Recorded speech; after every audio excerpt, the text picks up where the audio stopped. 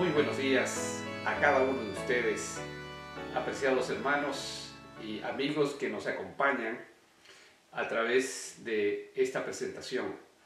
Estamos sumamente agradecidos a Dios porque Él nos ha dado la vida, porque Él te ha acompañado durante esta semana y porque en medio de las situaciones tan difíciles que nos ha tocado vivir, el Señor está fortaleciéndote y está manteniendo la fe que necesitas para vivir en paz con Él y también con tus seres queridos que están a tu lado. Feliz sábado a cada uno de ustedes. A nuestros hermanos de la iglesia de Shalom, Dios los bendiga, igual a nuestros hermanos de la iglesia de Salem. Las bendiciones de nuestro Padre Eterno los acompañen ahora y siempre. Antes de estudiar la palabra de Dios, quisiera pedir al Espíritu Santo, que inspiró a los profetas, que nos ilumine para poder entender el mensaje que tenemos hoy de la palabra de Dios. Vamos a orar. Eterno Padre, gracias te damos por tus bendiciones. Gracias, Señor, por la presencia de tu Espíritu en nuestras vidas.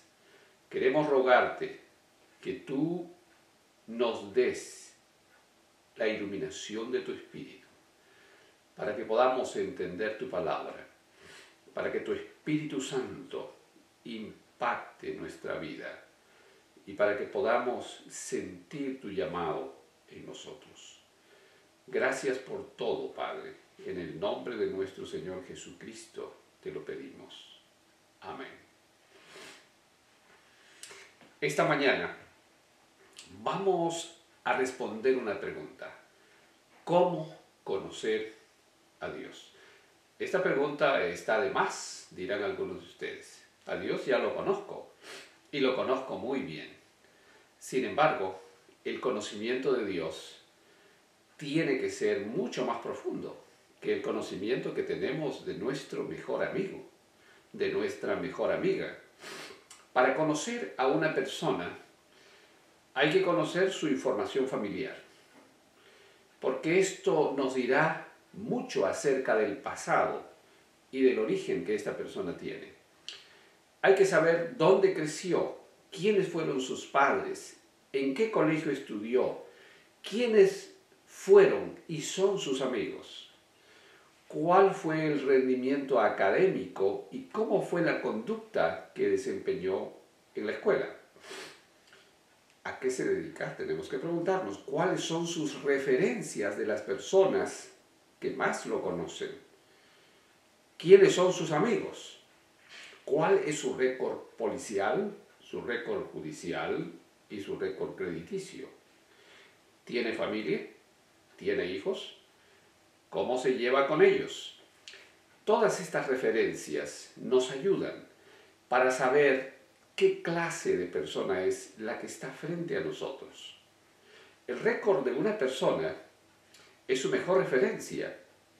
Preguntarnos cómo se desempeñó a lo largo del tiempo, cómo se lleva con las personas que los rodean, las más cercanas, como por ejemplo su mamá, su papá, sus hermanos, sus parientes, los amigos que él tiene.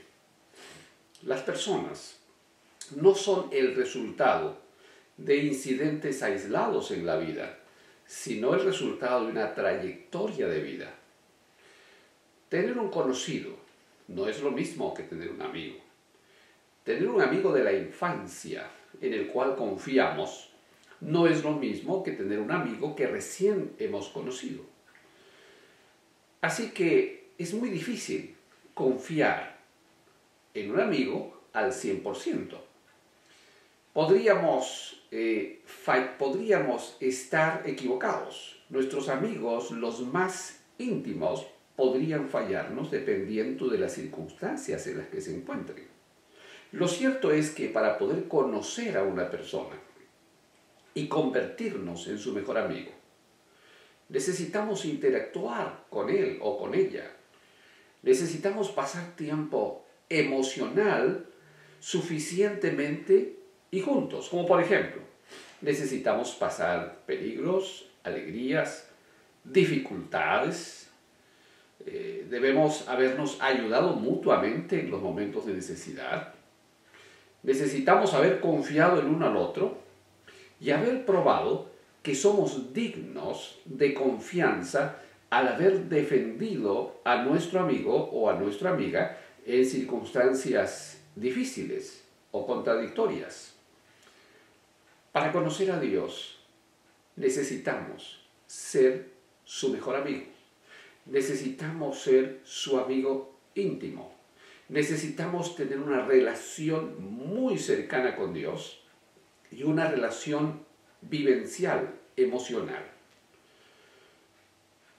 Necesitamos conocer las referencias de Dios para que éstas puedan llegar a nuestra memoria, a nuestro cerebro, y podamos procesar esa información para que nos den esa confianza necesaria para que se desarrolle esa profunda amistad con Dios. Y ustedes dirán, bueno, pastor, ¿qué es lo que está diciendo?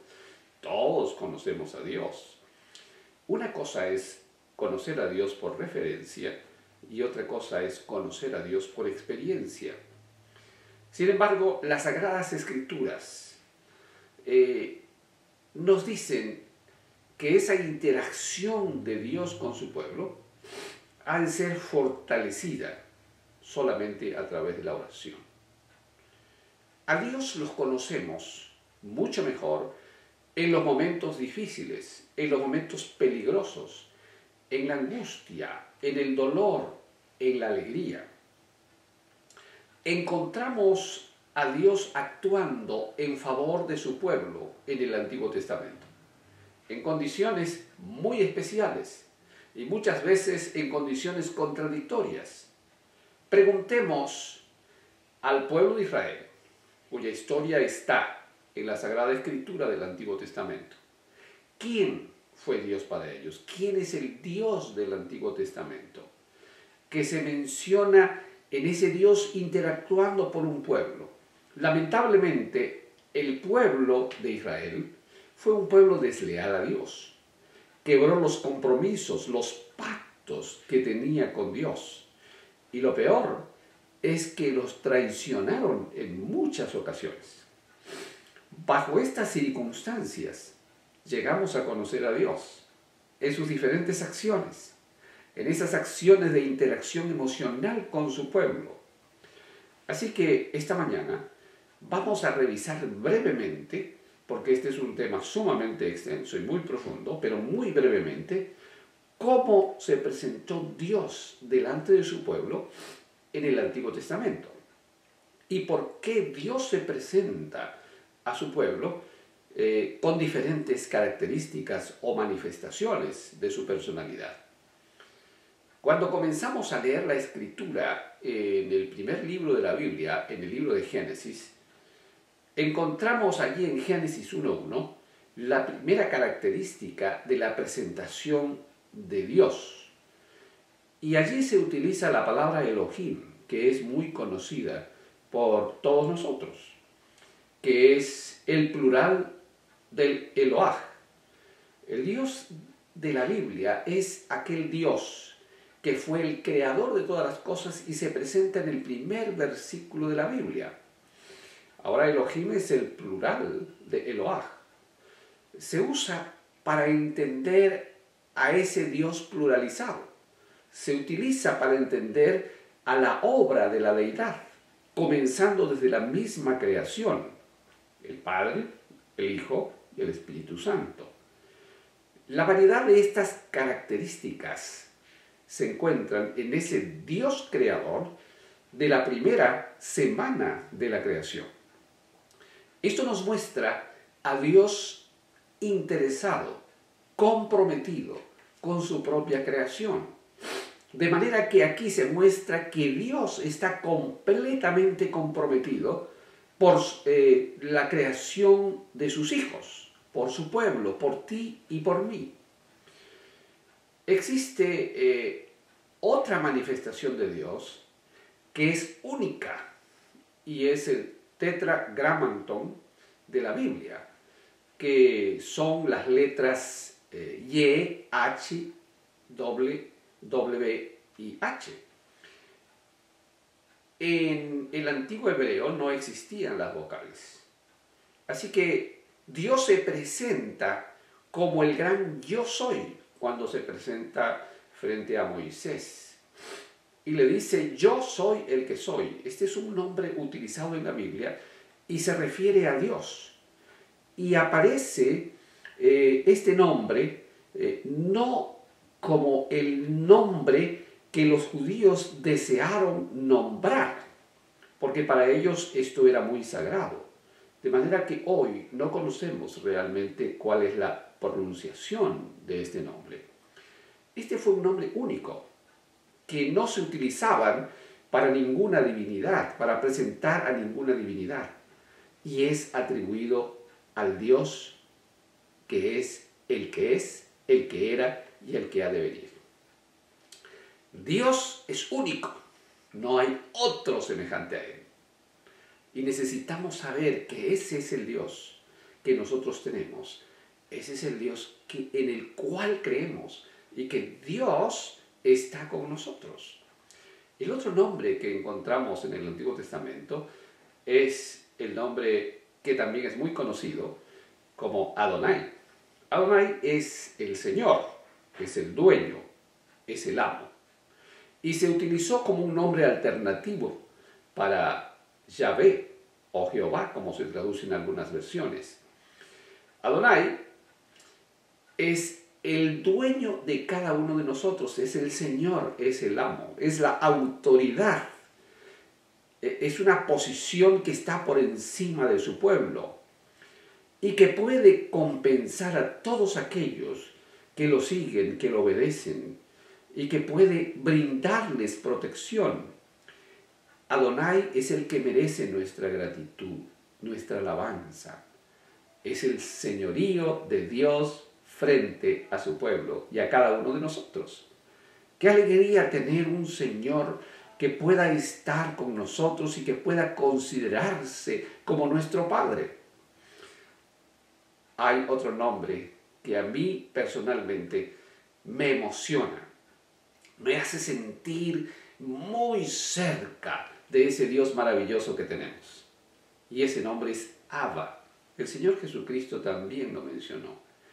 Y Abba es el nombre que los niños pequeños le daban a su papá. Y quería decir papito. Es decir, un nombre cariñoso, como un nombre de relación, de amor paternal, que Dios siente por su pueblo, que siente por ti y que siente por mí. Por supuesto, Él nos creó y Él desea tener una relación estrecha con cada uno de nosotros. Al igual que tiene un padre que ama profundamente a sus hijos, Dios se presenta, Dios actúa como ese padre sacrificado, como ese padre preocupado, como ese padre amoroso, atento a las necesidades que tú tienes y que yo tengo. Ese es el Abba, el papito, aquel a quienes nosotros nos acercamos con confianza y creemos en Él. Ese es el Dios del Antiguo Testamento. Ese es el Dios que amó a su pueblo, aunque su pueblo lo rechazó. También se presenta en el Antiguo Testamento como el sanador de su pueblo, el Rafa.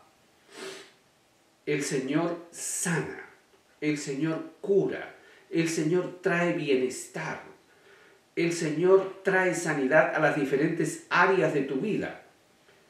Él no solamente se limita a la sanidad espiritual, es el Dios que puede sanar y que sana tus enfermedades físicas, mentales, emocionales, sociales y, por cierto, espirituales.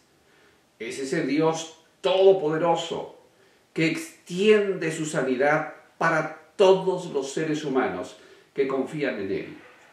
Y Él desea sanar cada una de las enfermedades que tienes tú y que tengo yo. Este es el Dios que nosotros tenemos, el Dios sanador, presentado así en el Antiguo Testamento. Hay otro nombre de Dios que a mí me apasiona. Y este nombre es muy conocido también. Y se presenta en el Antiguo Testamento como el Dios Shalom. El Dios Shalom, el Señor es paz. La paz de Dios nos da a nosotros algo especial. Y parece de manera ilógica ante algunas personas que en medio de tantas dificultades que tenemos en la vida tengamos paz. Y no se basa esta paz en las circunstancias o en la ausencia de la guerra o de los conflictos. Está basado en la confianza total que Dios está con nosotros y que obrará en nuestro favor de manera manifiesta.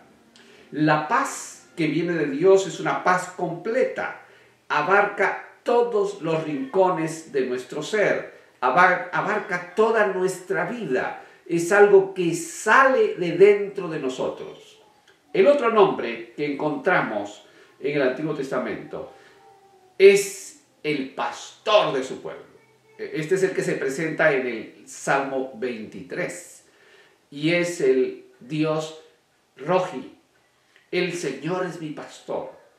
El pastor tenía un significado muy especial en los días del pueblo judío, porque ellos eran básicamente pastores de ovejas y cuidaban de sus ovejas para que los lobos, para que los animales salvajes no les hiciesen daño. Y estaba dispuesto a poner su vida por sus ovejas, para rescatarlas de los lugares más peligrosos. Y Dios está queriendo hacer lo mismo por ti y por mí. Él quiere defenderte del enemigo, que es el diablo. Y dice la Sagrada Escritura que ha descendido con gran ira porque sabe que tiene poco tiempo. Y está como león rugiente buscando devorar tu vida y la de tu familia. El Señor es el buen pastor que provee para nuestras necesidades y está dispuesto a dar su vida por nosotros como ya lo hizo. El otro nombre que es muy hermoso en la Escritura es el Dios Sabaoth, que es el Señor de su pueblo, el Señor de los ejércitos de Israel, que así se presenta. Es el Dios todopoderoso que gobierna todos los ejércitos del universo y del mundo entero. Por esa razón no tenemos que tener ningún temor. Es la presentación de la majestad, de la autoridad y del poder de Dios en favor de nosotros.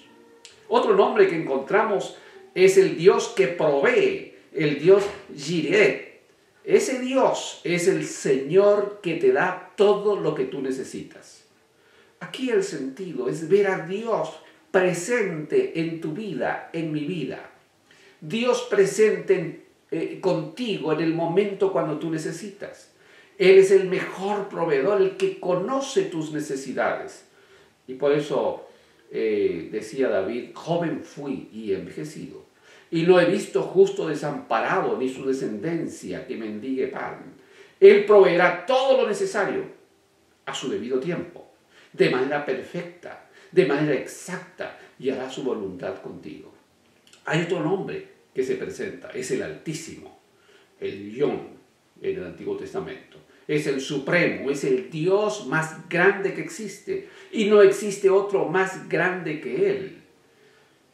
Ese Dios es el que reina, es el que tiene el control de todas las cosas. Y ese es nuestro Dios. Esto es lo maravilloso. Y el otro nombre que me gusta muchísimo porque tiene un contenido muy profundo que hasta el día de hoy todavía no podemos entender completamente, y que muchos teólogos estudiosos de este nombre tienen tratados muy grandes, es el Shaddai, el Dios todopoderoso, el Dios omnipotente. Este es un término que contiene toda la fuerza, todo el poder de Dios. Es el único invencible en quien encontramos el cuidado de todo lo que tenemos. ¿Saben? Confiar en ese Dios es estar completamente seguros. Es el mismo Dios que se presentó ante Abraham con ese nombre. Es el Dios que te bendice. Las ideas importantes en este nombre están en el Génesis, mientras empleaba particularmente cuando se enfatiza el discurso divino. ¿Se acuerdan ustedes en Génesis 17:1 que Dios se le aparece a Abraham y dice que Abraham es justo y guarda todos los caminos de Dios? Ese Dios, el Shaddai, se presenta a Jacob cuando Jacob se encuentra con Dios. Pues tenemos muchas referencias en el Antiguo Testamento acerca de la presentación del Shaddai ante los patriarcas para darles la bendición para ellos.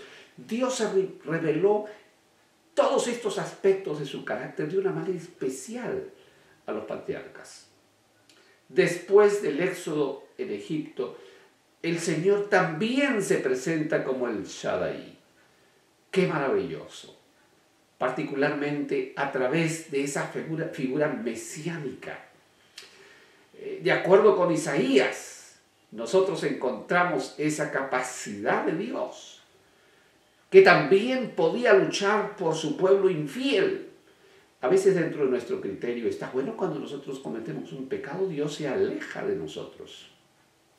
Sin embargo, ese Dios omnipotente, todopoderoso, que todo lo conoce, está para extender sus brazos y para recibirte como hijo. Solamente necesitas decirle: Señor, yo estoy aquí. Dios también se mostró en el pasado y se muestra hoy a través de la naturaleza. Las maravillas del mundo natural nos muestran la grandeza del amor de Dios. Muchas personas no observan la naturaleza, no observan el color de una hermosa flor, no se ponen a observar las maravillas de los matices de colores que Dios hizo en un pajarillo, en una flor matizada. La Sagrada Escritura dice en el Salmo 24:1, los cielos cuentan la gloria de Dios, el firmamento proclama la obra de sus manos. ¿Alguna vez te has puesto a observar una luna llena o un atardecer a orillas del mar? ¿Un cielo estrellado y despejado en el campo? ¿Alguna vez has tenido el privilegio de estar presente frente a las auroras boreales? Ver animales amamantando sus crías. Todos estos hechos de la naturaleza nos llegan al corazón y nos conectan con Dios. La palabra de Dios dice en Eclesiastés 3:11, Dios hizo todo hermoso en su momento y puso en la mente humana el sentido del tiempo, aun cuando el hombre no alcanza a comprender la obra de Dios que Él realiza de principio a fin. Este es el gran problema que tenemos. Cuando no conocemos este Dios y cuando no conocemos verdaderamente que todo salió hermoso de la mano de Dios, para que Dios le pueda entregar al ser humano esta plenitud de sus maravillas. Ese es el Dios que tú y yo tenemos. Si estamos fatigados por los problemas o nos ha tocado vivir algunas situaciones difíciles, necesitamos escuchar la voz de Dios a través del sonido de las olas del mar, a través del sonido de un riachuelo que cae y golpea las piedras. Necesitamos contemplar los árboles, necesitamos mirar el cielo, necesitamos ver el lecho de un riachuelo con aguas cristalinas.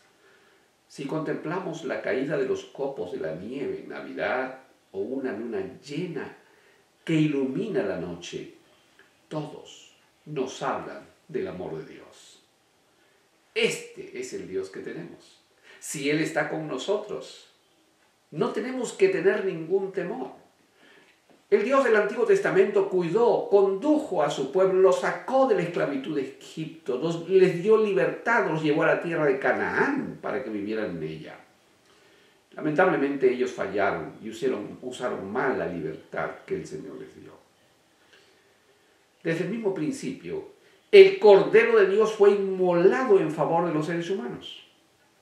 En Apocalipsis capítulo 13, versículo 8 dice, en el libro de la vida y el libro del Cordero que fue sacrificado desde la creación del mundo, el amor de Dios se manifestó en la raza humana antes de la caída. La venida del Mesías fue profetizado por el profeta Isaías y fue manifestado por Dios. Leemos en Isaías 9:6 cómo se presenta a Dios. Porque nos ha nacido un niño, se nos ha concedido un hijo, dice Isaías. La soberanía reposará sobre sus hombros y se le darán estos nombres: Consejero, Admirable, Dios fuerte, Padre eterno, Príncipe de paz. Indudablemente los mismos nombres que el Antiguo Testamento le da al Padre fueron los mismos que tuvo el Mesías, porque no era otro, era el mismo Dios viniendo a esta tierra para hacerse ser humano y para salvarnos. Él debía ser el consejero de su pueblo, el que guiaría sus ovejas por caminos seguros, el buen pastor, sería el soberano digno de toda alabanza y respeto, el todopoderoso, el omnipotente, el gran yo soy, el único que no tiene principio ni tiene fin. Ese es nuestro Salvador. Él es el creador de todas las cosas, el que da paz a sus hijos. Una paz que no se puede conseguir en ningún lugar. Los atributos de Dios son los mismos de Jesucristo. Y el Señor Jesucristo vino, está con nosotros a través de su Espíritu para cumplir la misión de salvarnos, de perdonarnos y de concedernos la vida eterna. El apóstol San Pablo describe a Jesús como el resultado de su experiencia personal, diciendo en Romanos 5:1, justificados pues por la fe, tenemos paz para con Dios por medio de nuestro Señor Jesucristo. El primer regalo de Jesucristo es el perdón y librarnos de la condenación completa del pecado. El segundo gran regalo es rodearnos de esa paz maravillosa que presenta en este versículo, quitándonos el sentimiento de culpa, trayendo armonía a nuestra vida y por extensión a nuestros hogares, a nuestra familia, a nuestros hijos. La paz de Dios no solo es para que nosotros vivamos, sino también para que disfrutemos en nuestras relaciones con otras personas. En 1 Corintios 3:11, porque nadie puede poner otro fundamento que el que está puesto, que es Jesucristo. El único fundamento sobre el que debemos edificar nuestra vida y la de nuestra familia es Jesucristo. Solo el Señor Jesucristo puede garantizar solidez, armonía y paz. En 1 Corintios 15, 24 al 26, dice la Escritura, después el fin, cuando Él entregue el reino al Dios y Padre, cuando haya anulado todo principado, autoridad y poder, porque es necesario que Él reine hasta poner todos sus enemigos bajo sus pies. El último enemigo que será destruido es la muerte. El reinado del Señor Jesucristo tendrá como propósito derrotar a los enemigos del pueblo de Dios. Esta derrota será eliminar el pecado del mundo y derrotar la paga del pecado, que es la muerte. Él nos ha prometido la vida eterna, ha venido a salvar a su pueblo, ha venido a sacarnos de las tinieblas y llevarnos a la luz. Y en esa luz no habrá muerte, ni llanto, ni dolor, ni clamor, ni lamento. En Gálatas 5:1 dice, estén pues firmes en la libertad con que Cristo nos hizo libres, y no se pongan otra vez bajo el yugo de la esclavitud. El libre albedrío ha sido corrompido por el enemigo. Será restaurado y recuperaremos la capacidad plena del libre albedrío. Esto permite que seamos poderosos para vencer las tentaciones, porque nos da autocontrol, porque no nos permitirá ser más esclavos de los vicios, de los pecados, de esos deseos descontrolados, porque el poder de Dios estará con nosotros. Filipenses 3:8 dice, y aún más considero como pérdida las cosas en comparación con lo incomparable que es conocer a Cristo Jesús mi Señor. Por su causa lo he perdido todo y lo tengo todo por basura a fin de ganar a Cristo. Saulo de Tarso tenía poder, tenía dinero, tenía autoridad, tenía fama, tenía posición, pertenecía a una secta respetada en sus días. Era un intelectual, filósofo, hablaba muchos idiomas. Según los estándares de este mundo, era un hombre exitoso, triunfador, pero no tenía lo más importante, a Jesucristo en su vida. Él decidió dejarlo todo, pagar el precio de tener a Jesucristo en su vida. Se convirtió en un artesano itinerante, perdió su posición, su dinero, su prestigio, su autoridad y se convirtió en perseguido, odiado por las autoridades de su nación y perseguido también por el Imperio Romano. ¿Por qué es tan importante para Pablo el dejarlo todo para seguir a Jesucristo? En 1 Tesalonicenses 4, 16 y 17, el apóstol Pablo dice: el Señor mismo descenderá del cielo con voz de mando, con voz de arcángel, con trompeta de Dios, y los muertos en Cristo resucitarán primero. Luego los que estamos vivos, los que hayamos quedado, seremos arrebatados juntamente con ellos en las nubes, para encontrarnos con el Señor en el aire, y así estaremos siempre con el Señor. Para el apóstol Pablo, todo lo que había conseguido era basura. Él eligió vivir eternamente con Jesucristo, compartir su vida con los redimidos, en lugar de terminar en medio del pecado, de la enfermedad, del dolor, del clamor, del sufrimiento. Estar en armonía con el Creador y gozar de su presencia es gozar de la vida eterna. Dios nos habla a través de la experiencia personal que tenemos. Hace algún tiempo atrás tuve una experiencia muy hermosa en la vida de una mujer que llegó a una campaña de evangelismo en la zona de Boston, Massachusetts. Estaba realizando esa campaña y era de una semana. A la mitad de la semana entró una dama y se paró en la puerta. Yo estaba presentando el mensaje y se sentó en el último asiento, muy cerca de la puerta.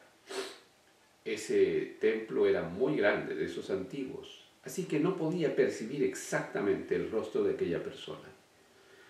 Y después que terminó el servicio del día miércoles, se fue.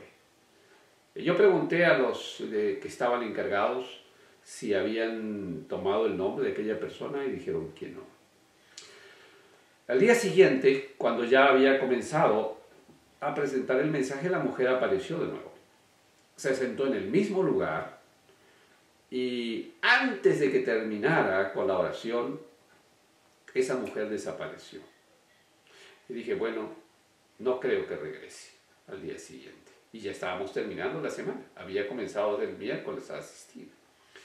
El día viernes era la última noche.